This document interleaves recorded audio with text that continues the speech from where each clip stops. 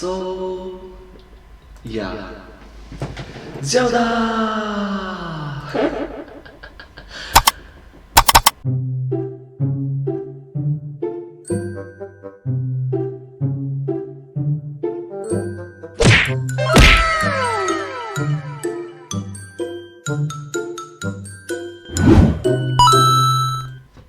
Hello everyone! Hello! Thank you so much for watching this video.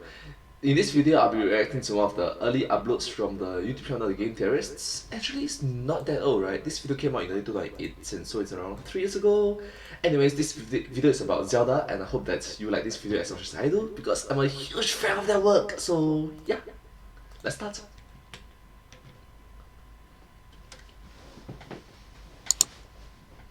Dear Nintendo. Oof.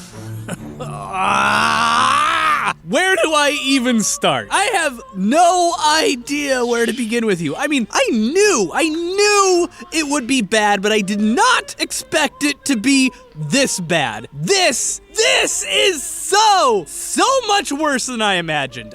What happened? I knew that giving a 10-year-old a wand that controls the weather would be potentially terrible, but I didn't know that it would be the most disastrous video game item that I've ever covered in my entire life. What? My God, this thing is freaking terrifying. Wow, you saw that? That's a lot of hurricanes. This video is gonna be a lot of science. Okay, deep breaths. We can do this. Just put it out of your mind, Austin. We can get through this just one step at a time. Hi, it's me, Austin.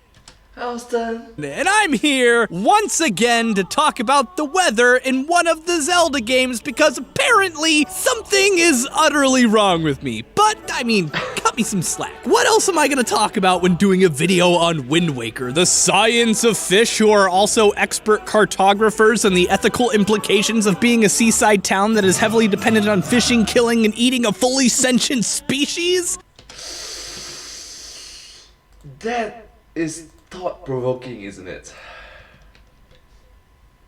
God, this game is horrifying! Seriously, I think this should have won an award for being the most low-key horror game for the GameCube. I don't know why people were complaining on MySpace back in 2002 about the game not being the dark, grown-up Zelda title that they wanted. This game is terrifying anywhere you look, starting almost immediately out the gate with that frickin' kid that chases you around with snot dangling out of his nose. Get away from me! I don't want your boogers on me! Social distancing, you know, especially 2020, 2021, you know, social distancing. Yeah.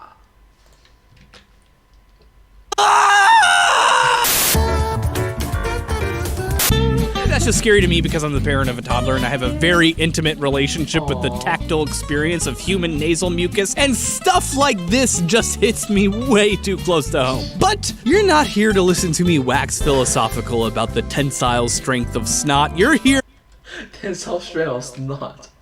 I mean, seriously? Can you calculate that?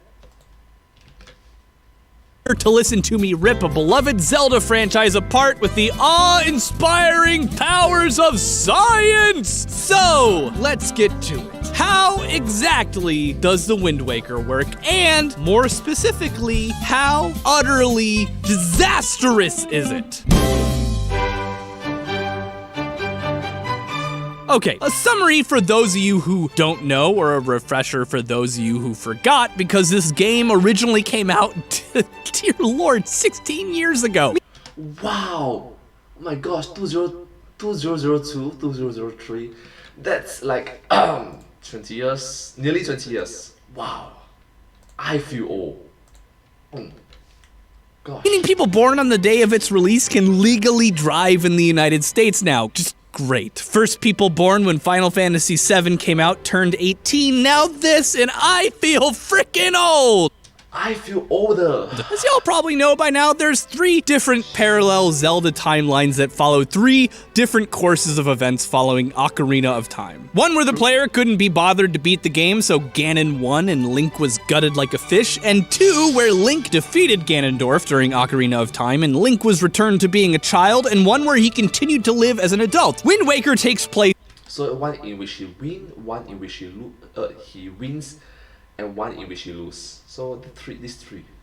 In the third branch of this timeline, what's known as the adult era. In fact, in this branch, it's the game that takes place immediately after the events of Ocarina, more or less. Ganon comes back and there's no hero to stop him, so the king of Hyrule floods the entire country, turning it into a sea. Then, bafillions of years later, or just 100 or whatever, sometime after this, Ganon starts doing bad stuff in the newly created sea, so our reincarnated Link, a 10-year-old boy, is gifted with the Wind Waker as a tool to aid in his journey to stab Ganon to death again. The Wind Waker is capable of doing a crap ton of stuff, some of which is honestly pretty boring, like communicating with the sages, but then it can do even more serious things, like change the direction of the wind, create cyclones, and, strangely, change daytime into nighttime. Now, the last one seems like it would be perhaps the most disastrous of all 3, since it would affect ecosystems all across the entire world. Now, and also, if you really can't change the sun, wouldn't that affect the solar system? Yeah, not a good thing to give to the 10-year-old boy. Yeah. Not just locally, not to mention the possibility of flinging all occupants of the planet into the air and slamming them back down due to angular momentum, but it turns out that the cinematic for this particular ability actually begins and ends with a fade to black, meaning that we have no idea how long this process even takes from either Link's perspective or the perspective of everyone else in the world. For all we know, he's just standing there slack-jawed like a jackass, staring into the middle distance like he's in a Bethesda RPG while people go about their affairs trying not to bump into him for hours. Or maybe trying not to bump into him for hours. the thing is filled with the same opiates that are in Big Boss's giant vape cigar, and Link is just getting super stoned while a high-pitched woman vocalizes behind him, so it seems like time is passing faster. Wow, and this is supposed to be a kids game. Yeah. Don't smoke, kids. Just do it. Just don't do it. Just don't smoke, kids. Okay? Awesome. Don't smoke. Don't smoke.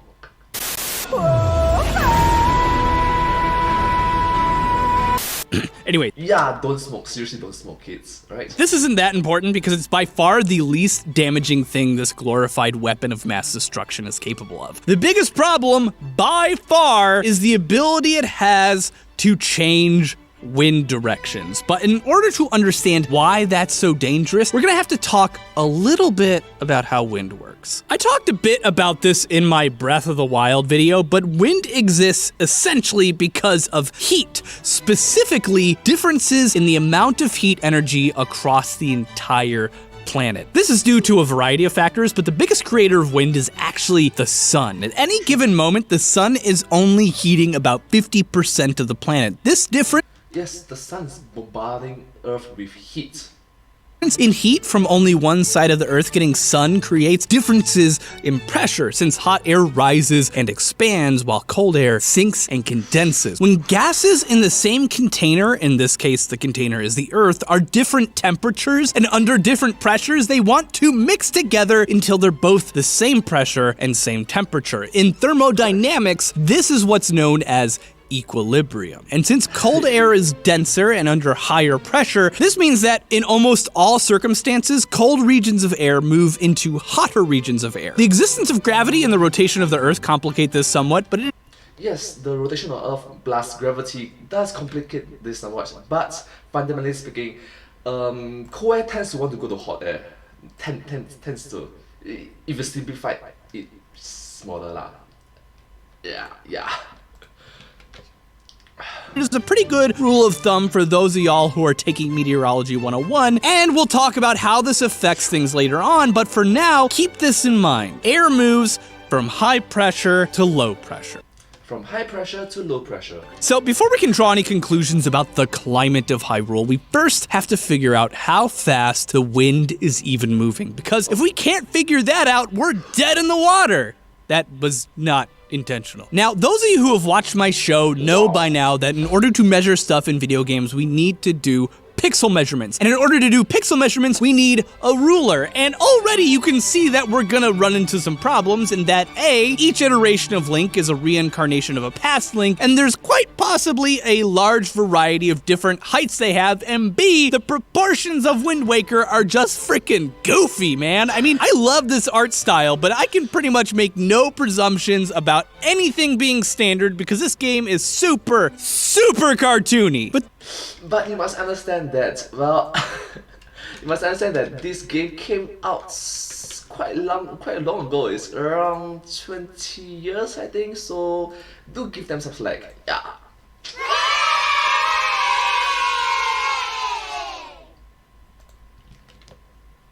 But then I remembered that there's one thing that appears in every Zelda title, one object that's immutable, one thing that's impervious to change because it's not a reincarnation of anything, but rather it's the same thing every single time. The Master Sword.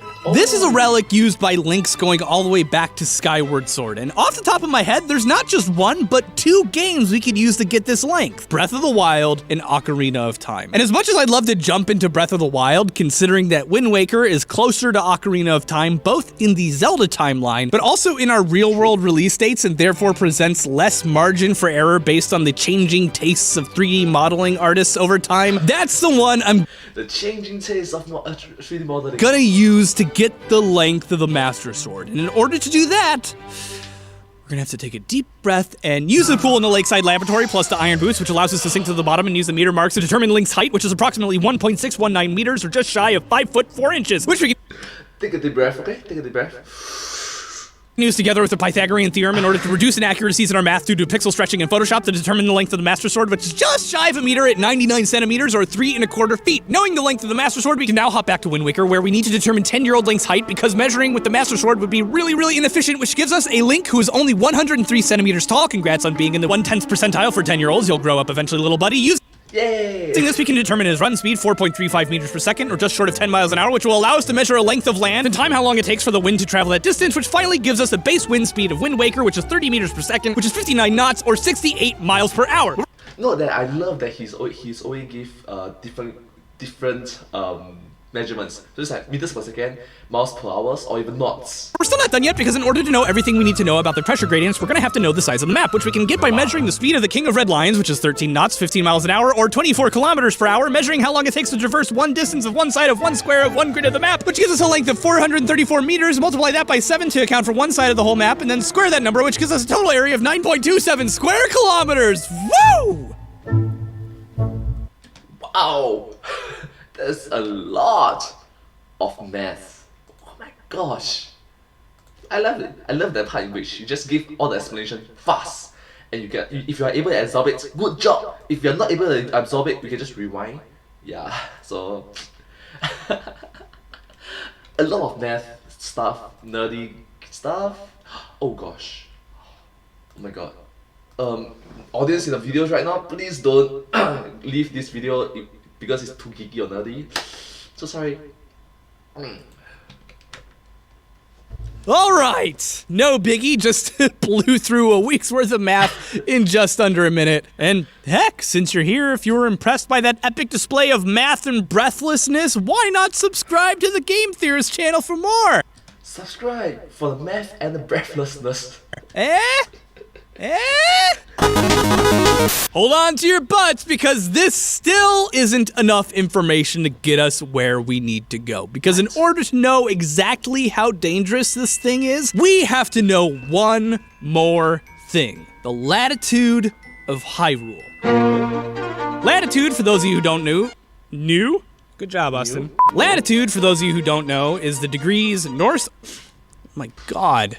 Can't even f***ing say normal words now. Latitude, for those of you who don't know, is the degrees north or south of the equator something is.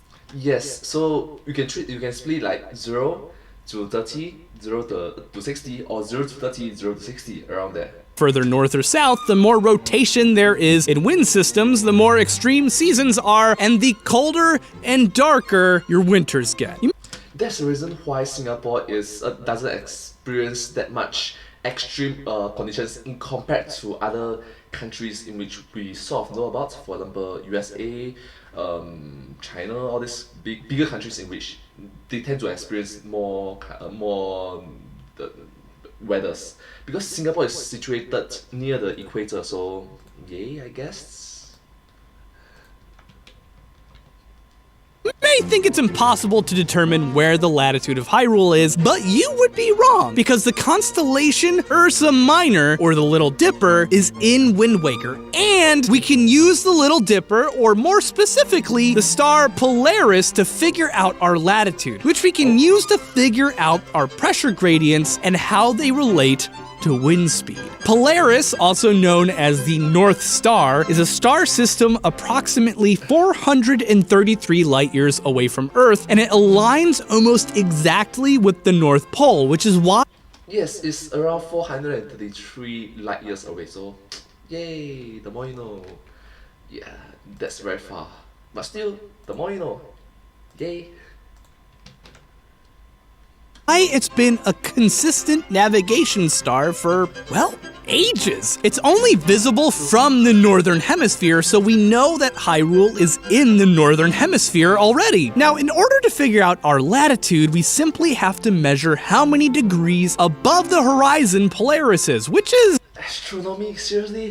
difficult without an actual astrolabe, but we can get pretty damn close using a combination of the in-game compass and the telescope, which gets us a latitude of 25.29 degrees, which places Hyrule just on the barrier between the tropics and the subtropics. Anyway, we finally have just around the tropics and the subtropics, around the area. Of all the information we need to build our geostrophic wind chart of Hyrule.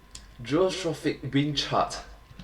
He actually went that far to do the kind of research. My gosh, this video is awesome. That's those cool maps with the lines in them that show the pressure gradients of different regions. In the subtropics, at latitude 25, in order to maintain wind speeds of 60 knots, the air pressure has to drop by 1 millibar every 21 nautical miles. Now, what is millibar? So a millibar is 1/1000th of a bar, the standard atmospheric pressure at sea level in most areas.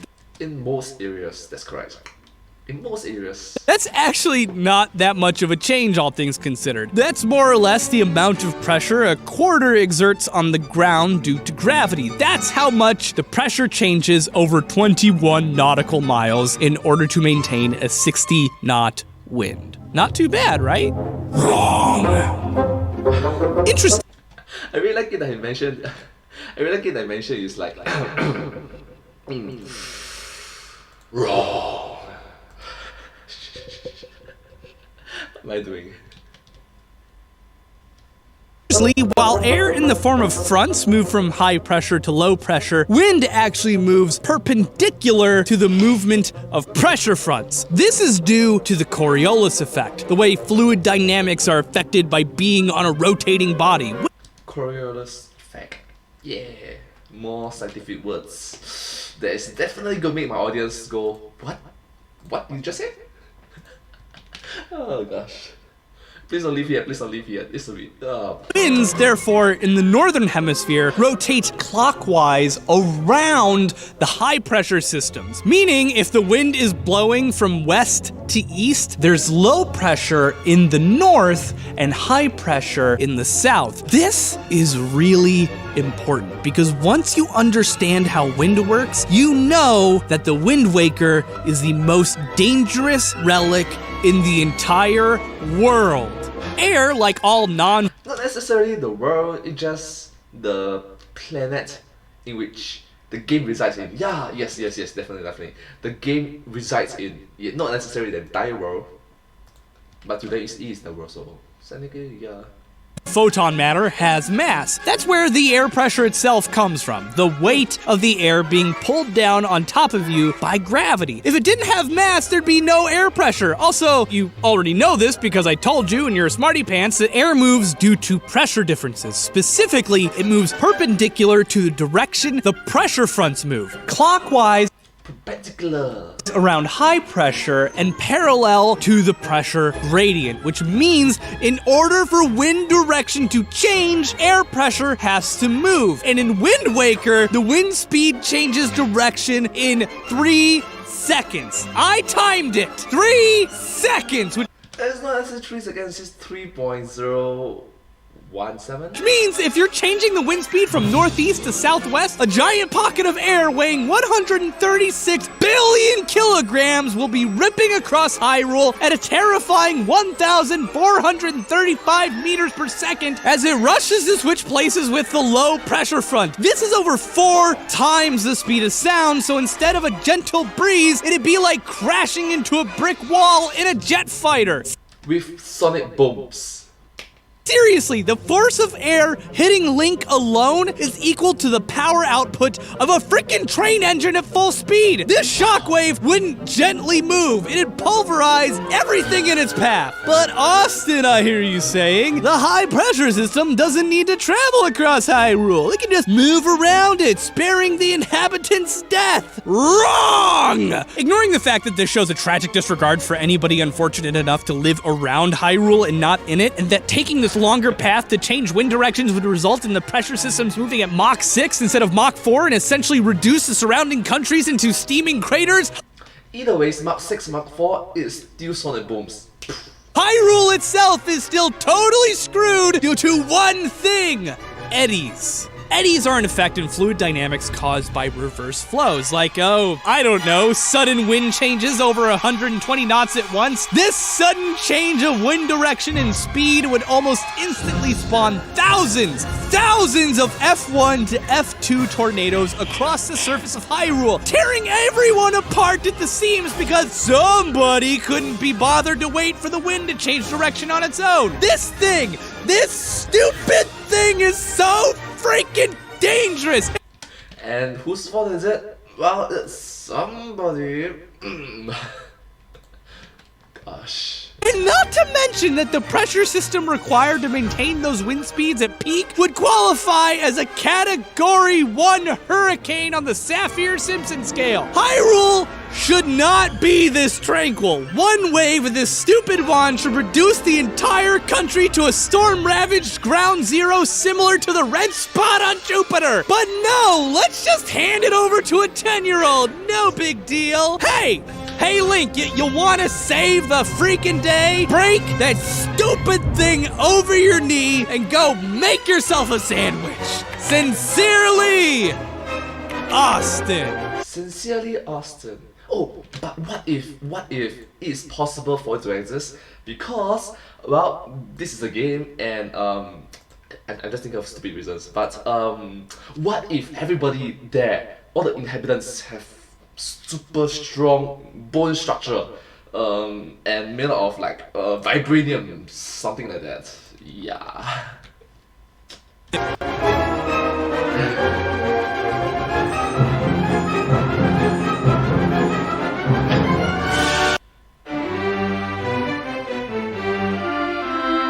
So yeah.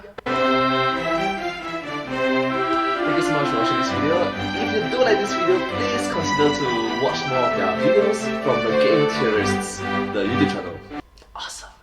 I highly recommend that you watch more of their videos because they are amazing, and personally, I'm a huge fan of their work. So yes, if you do like my videos, please consider to like, share, and subscribe to my channel, and comment down below if you have anything to share with us. So follow my channel. Thank you. And I'll see you next time. But hey, that's just a theory. Again, theory. Thanks for watching.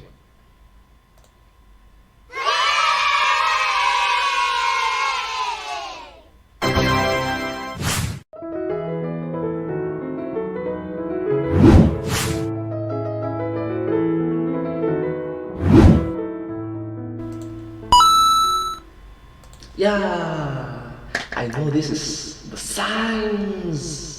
it's not the game theorist, but it's not the game theory video, but yeah, let's do it correctly. But hey, that's just a video about science, a science video. Thanks for watching.